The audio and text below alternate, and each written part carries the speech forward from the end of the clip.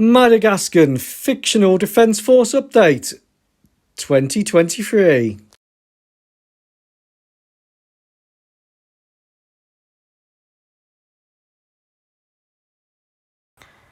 It's important to say this. Part 1. The Threat. Hi, I'm Captain General Armchair. Me and a whole generation of armchairs have been looking after the Madagascan Defence Forces from its inception in 1942. I'm responsible for pretty much everything. The Madagascan Defence Force has matured into a very potent fighting force, and that's the subject of today's video. Before we go any further, some have complained that the delivery style of these MDF videos is a bit wooden. Well, personally, I prefer to refer myself as a sleek, hardened polymer delivery agent. However, I don't run the Madagascan Air Force, Army and Navy on my own. No, I have some help, and these figures will help you understand it. Probably the most important figure is Budget Lady. Budget Lady's normal answer to most things is, "No, that's too expensive. You've spent far too much already on this Air Force. You're not having any more airplanes or tanks for the Army and ships for the Navy. That's definitely a no-no."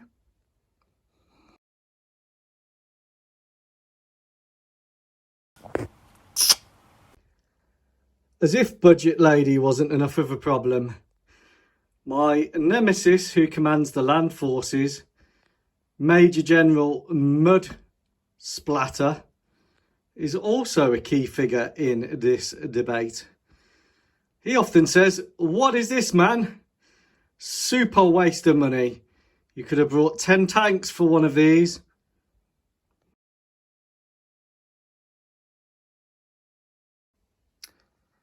And then I have my trusty colleagues, Captain Hindsight and Captain Foresight. They do my research and development. And for some reason, they're wearing rather silly suits today. Guys, what's going on? When's the balloon going to go up? The what? We think the balloon's going to go up. You think the balloon is going to go up? Well, if the balloon is going to go up, do we have any counter balloons? We can't say because we're an opaque state. We can't say what? We're an opaque state. Yes, that's right. It's a state secret. Oh yes, we're an opaque state. We may or may not have nuclear capability. This video's breaking up. And finally, these two gentlemen are very important. They represent the Madagascan military-industrial complex. On the left, we have Mr. Tammy Gawi Italeri. We just know him as the hobby boss. He supplies us with weapons. And then we have Mr. Hammerit. He does research and development. And another key figure in today's video is Group Captain Groupthink. He's our chief test pilot.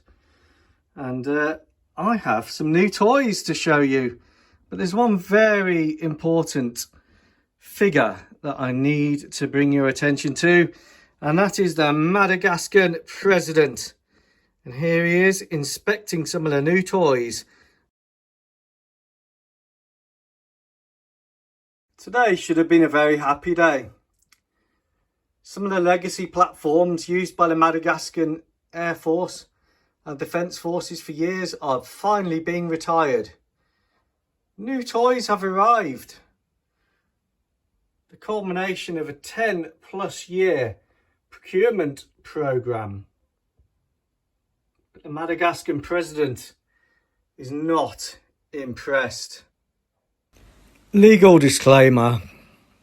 Now, when the Madagascan president is not impressed, that creates me many problems. So I said to the president, Mr. President, what is the problem? He said, threats. I see threats everywhere. The President explained, I see threats. I see threats in the kitchen. Big threats in the kitchen. I see threats. I see threats. I see threats in the dining room.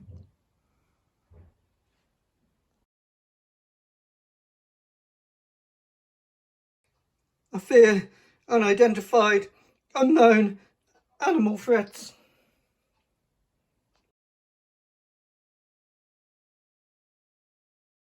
Maybe his circuits were melting. So I thought I'd stop for a coffee at my colleagues in the Intelligence and I-Star division of the Madagascan Defence Force.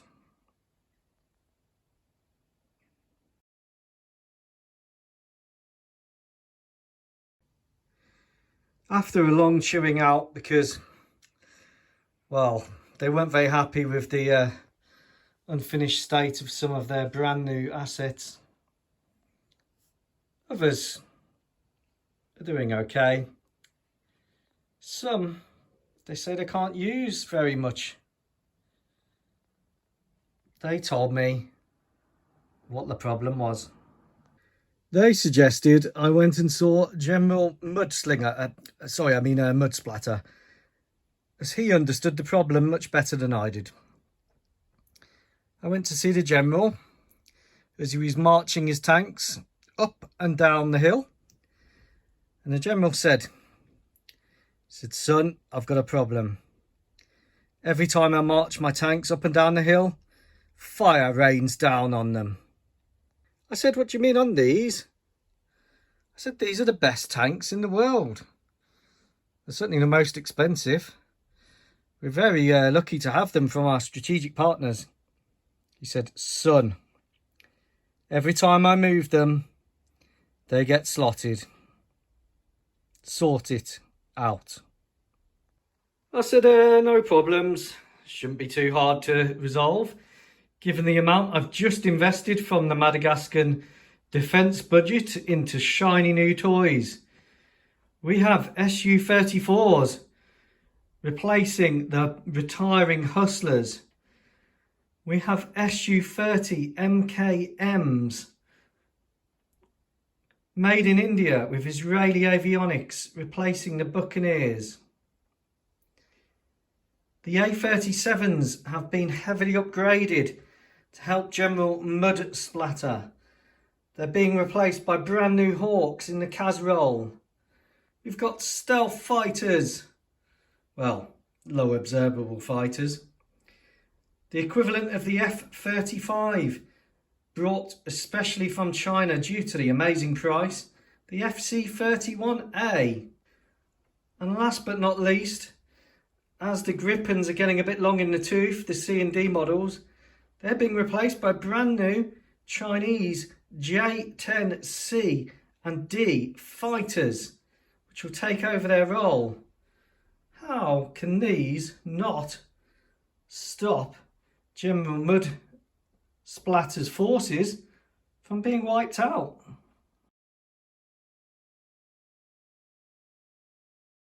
We've even ordered some of these. Okay, we've ordered a 54. We've received 8. So we're a little bit short, and well, some people are saying it's not cracked up to be all that it's meant to be. But that can't be the reason why we can't solve the problem, can it?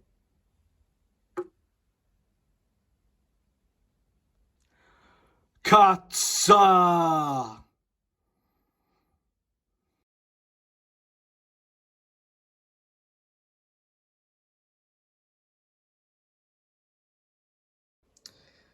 So just how bad is this problem?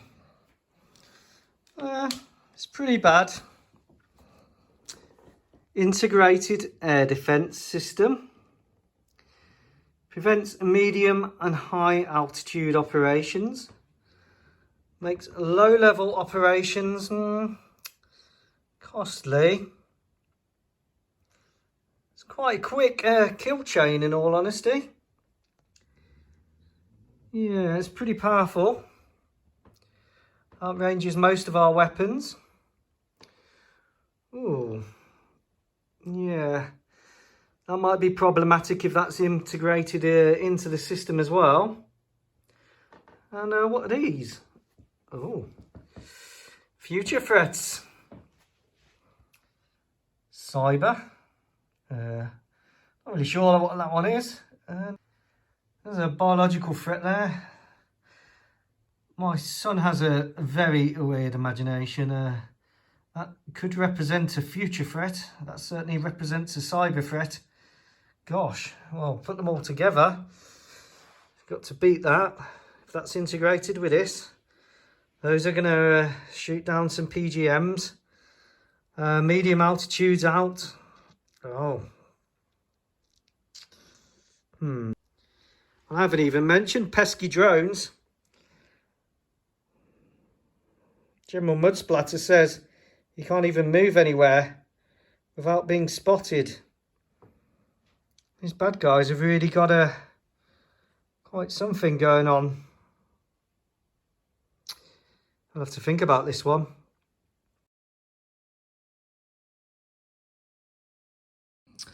So, which camp did you say you were in? Are you in the NATO EU UK camp? No, we sit in the middle. Oh, are you in the post-Soviet successor state and China camp? No, we like to remain in the middle. We don't want to get involved, and we don't want to take sides. Well, that makes it a bit more complicated, I'm afraid. Just look at the prices. That one, you are not having that one. That's questionable. That one is definitely out. There is a lot of very expensive technology here. Those ones are very naughty. These ones are cheaper. Yeah, let's have a look at these. Okay, so we've got a bit of a mix going on here. I wonder how these perform.